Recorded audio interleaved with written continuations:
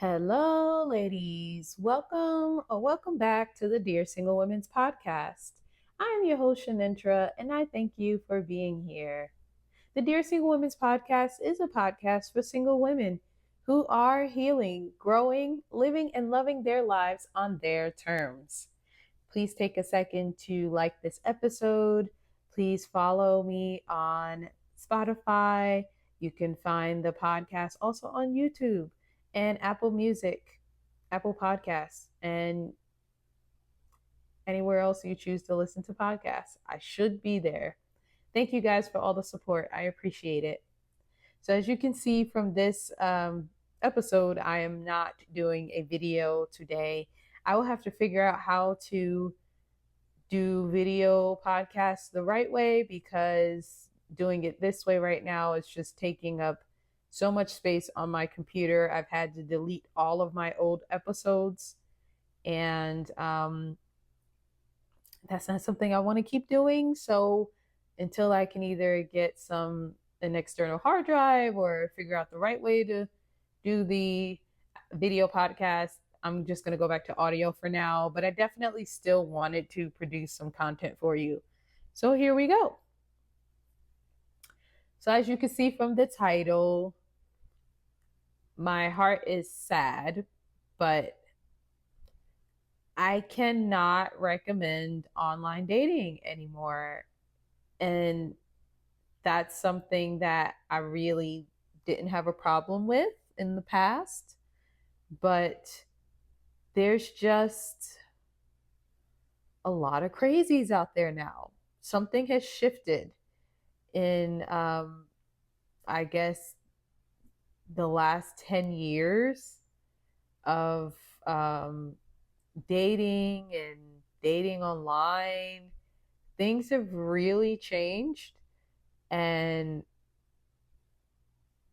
I'm thinking of this story that I'm thinking of a story that I heard about on YouTube.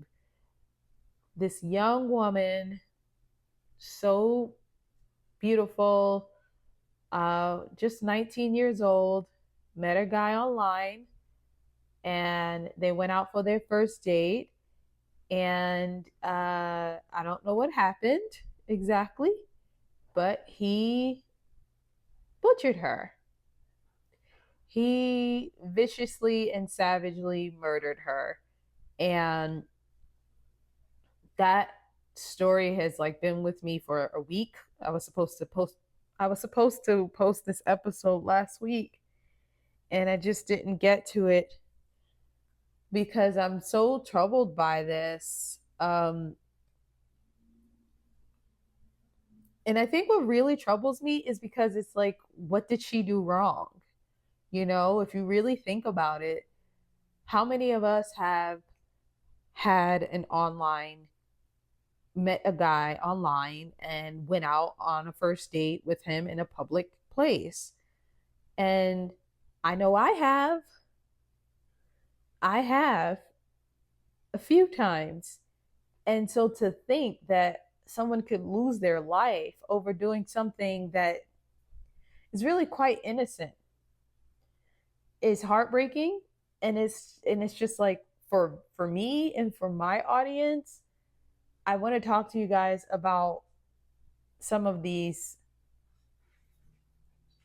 dangers that are possibly unforeseen. I just kind of want to use her story as a bit of a cautionary tale for us, and just for me to officially go on record. And I'm all about single women and I want you to meet the person that God has for you, but I just cannot recommend this platform and going down that avenue anymore.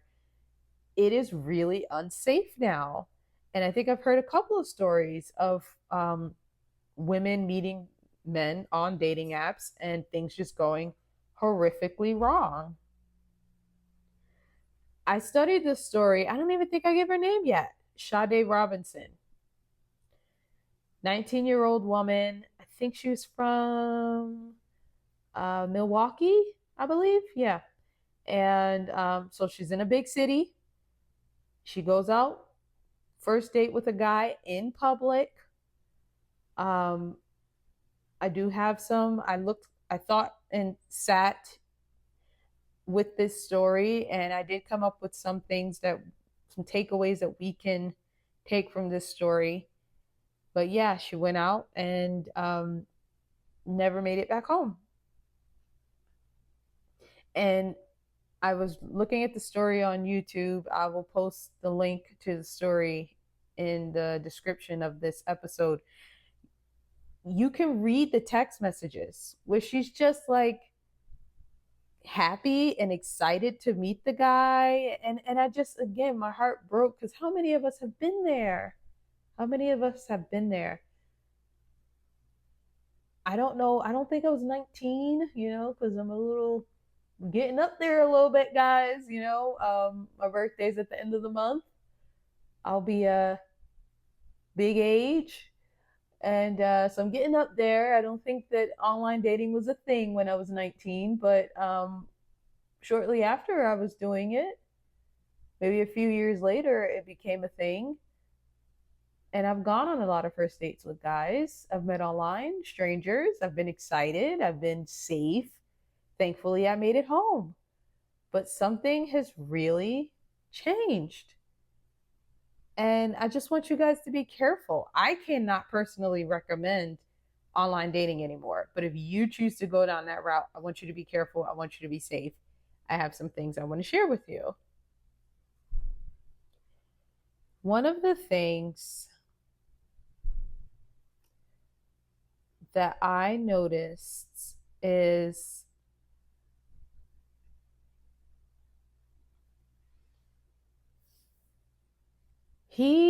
this psychopath, scheduled the date with Sade the same day as he wanted to meet with her. So if when you see the link and you read the text messages, he tries to get her to connect with him and go out with him. But he scheduled the first date the same day, like 2 hours before he wanted to see her. That's a red flag. That's something I picked up on. I was like, that's fishy. That's never happened to me. Any guy that I have dated, went out on a first date with online, we definitely talked for a little bit, which I'm assuming they did. But I was clear the night before that he wanted to see me the next day. There was never like just springing it on me the same day as he intends to meet me. He says, hey, want to go here, want to go out to this place. So that was a red flag to me because those things should have been prepped and planned in advance. So why are you just doing things at last second? Like almost as if the date was an afterthought. And now we know that it was. He didn't have getting to know a beautiful young woman on his mind. Another flag I picked up on, he changed the place on her mid arrangement. So he texts her the same day as he wants to meet her. And he says, let's go to this place. And then he says, oh, actually, let's go to this place. So even in making the arrangements, it was like he was kind of keeping her off her balance. Because then she even followed up with, okay, so wait, are we meeting at the first place you said or the second place? Like she wasn't even sure what the plans were. That's a red flag. Why are you trying to keep me off my balance? Why can I not first know the arrangements in advance? And then why are you changing them on me after you already suggested a certain place? So that's fishy to me. That was the second thing that jumped out at me. The third thing that jumped out at me was, well, first they went to 2 locations. So he said, let's meet at this place, this restaurant, and then somehow they ended up at another restaurant. That right there is also a red flag. I have had guys, like my company, want to spend time with me, whatever the case may be, for a longer period of time, but we've never changed locations. If anything, we stayed at the first place, we stayed at the place that we met longer, right? Because I don't think we've talked about this, but I personally don't like really believe in staying too long with a guy like on the first date. I think that, the first date is to establish that he pretty much is who he said he is. He looks like his picture. There's interest there. Make sure there's some chemistry or something that would engage you, want you to go further to get to know this person. Share a meal, lighthearted laugh, etc. Small talk, and then like you go about your way. And if you want more of me, then we schedule another date. You schedule another date. That's kind of how I approach a first date. But even if a guy wanted to stay longer with me, which I've stayed like maybe 2 hours, 2.5 hours with a guy, when typically I'm like, yeah, an hour, hour and a half tops. Um, I've enjoyed the company and I let it go a little longer. But one thing I've never done, and one thing a guy has never asked me to do, is to go to a different location with him. Why? So that's a red flag. That was another red flag. And then here's the bigger red flag. He had a connection to both locations. He told her that in the first place. So remember, he said, "Hey, let's go to," I can't remember the names of these places in Milwaukee, but he said, you look at the video, you'll see it. He says, "Let's go to this place." She says like, "Okay," and then he switched it up on her. "Let's go to this place," and she's like, "Wait, are we going to this place or that place?" And he says, "No, let's go to the seafood place. Like, I'm feeling seafood." And she goes, "Oh, great. I love seafood." Right? Turns out he worked at that place, and he even said it. I have to get my W-2 from the job, from my old job. He used to work there. And then from there, he took her to another place that was his current job. Huge, huge, huge, blaring, blazing red flag. Why? He has a connection to these places, right? Because then the question became for us ladies watching this video about what happened to her. Well, how in the world did she go from the second place to his house? How did she end up at his house? And then from his house, deceased. What happened there? Well, he took her to two locations that he is very comfortable and very familiar with. He knows the people there. How do we know that in one of those locations, her drink was not drugged? He used to work there. His friends are still there. He took her to a place where he currently works. So if she says, "I'll have a pink lemonade," how do we know that he didn't get one of his bartender friends to spike her drink?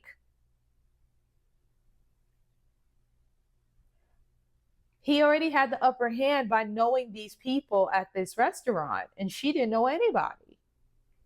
Huge blaring red flag. If the place you choose is a place that you are close and connected with, and I know absolutely nothing about this place, and I really don't have any connection with this place, my spidey senses are going up. Why not a mutual, regular place? So that was very fishy. Um, here I think was probably for me one of the biggest red flags, besides the part that he had a connection to both. He didn't drive to the date. He took the bus. He asked her out. He said, "Let's meet at this place at 5. I'll be there around 5:15. I'm gonna take a shower and get ready. I'll meet you there at 5:15." She said, "Okay." She was excited. She drove to the restaurant. He took the bus. Why? He had a car. Why did you take the bus?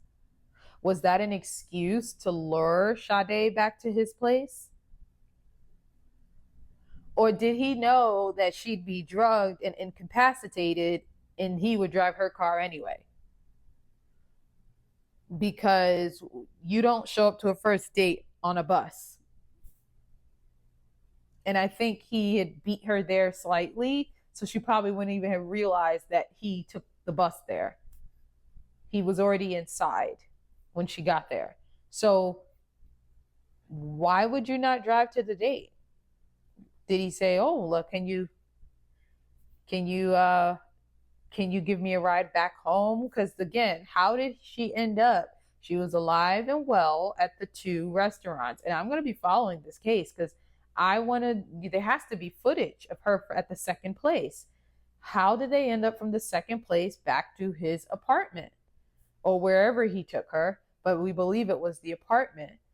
Um, Either he lured her back saying that he didn't have his car, which again, if that's the case, why in the world are you going out on a date? Why would you pick this day?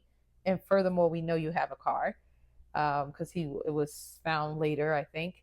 And then,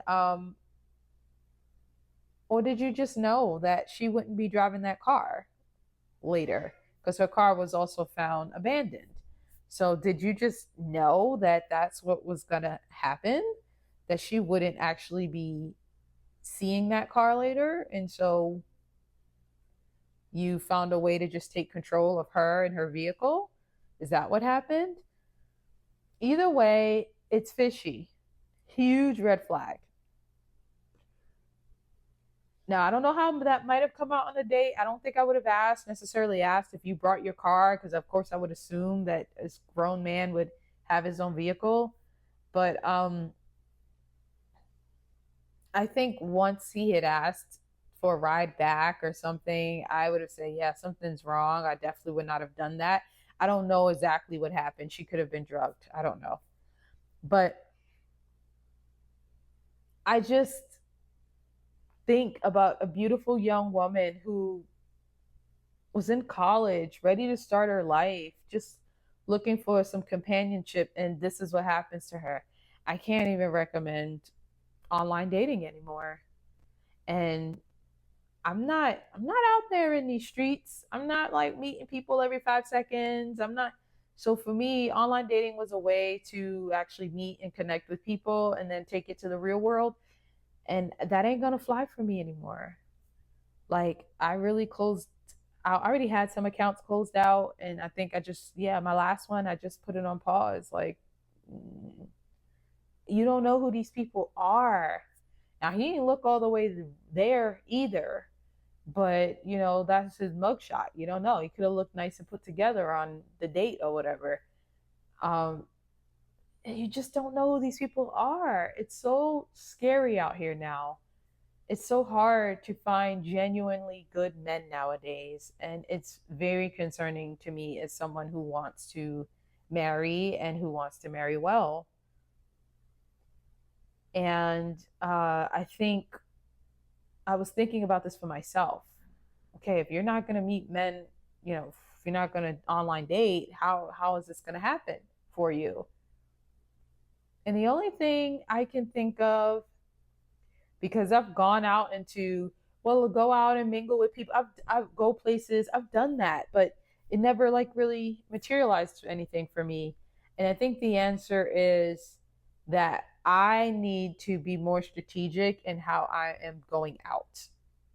Right? So if I'm going out in places, if I'm going out in places where it's loud music and a lot of people are by themselves, kind of doing their own thing, it's less opportunity to connect, right? So that tends to be my vibe, right? Like I think one of the last things I did was I went to an art museum, an art gallery. I went to an art gallery and there was like it was like a fashion show and different things going on. I think it was around Black History Month or whatever. Can't remember, but people were either with their own group or they're listening to music, they're looking at the art, they're doing their own thing. Not a lot of opportunity to connect. And although I had a good time, I kind of just walked away from that like, well, I didn't really talk to too many people. Like it's kind of not hitting on some of the areas I need to hit, although I greatly just enjoyed looking at the art on my own and things like that. So I realized that for me, I just got to balance it. Those experiences are good.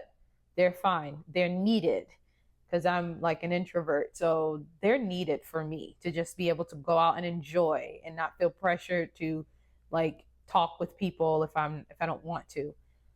But then I also need opportunity to go forward and connect with people. And I think those events is where I would encourage you to figure out what that is for you and to go attend things like that. So for me, I'm thinking of something that allows for communication, networking type events, things, social gatherings, things that encourage conversation and less about we're all here because we enjoyed this particular thing. I want more things that's involved around connecting and conversation. Could be trivia, could just be like we're gonna hang out and play games and talk and music's not loud and things like that. So that's what I would encourage for you ladies. Figure out what it is for you, how you can get out there and meet people in the real world. Um, because I just don't trust this online dating anymore. And I want us to be safe, okay? That poor woman, I don't even want to tell you, like I said, she was butchered, body parts found all over the different parks, just the horrible treatment of a human being made in the image of God. And I don't want that for you. And I just want you to be safe, okay? Be safe. I prefer if we can meet people the old fashioned way. I've even started opening up and asking people about um, how they've met their significant other and like trying to get ideas. I think that's a good way of going about it. Meeting people in community, right? So I have a friend who's kind of done that, and I was like, oh, I actually kind of like that.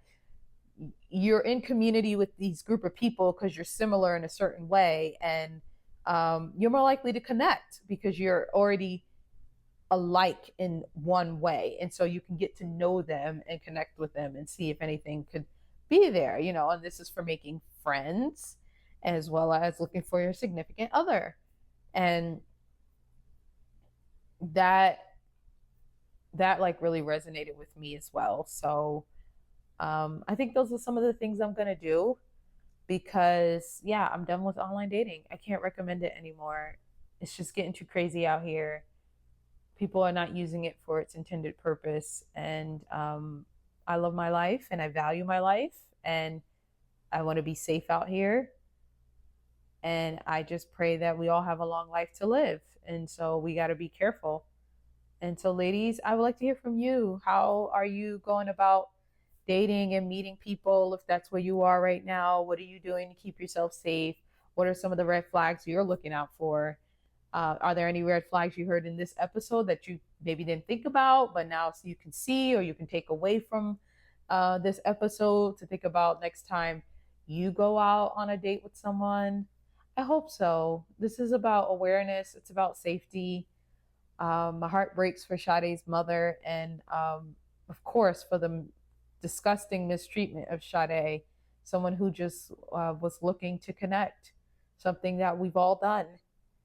And she lost her life because of that. So my heart breaks. And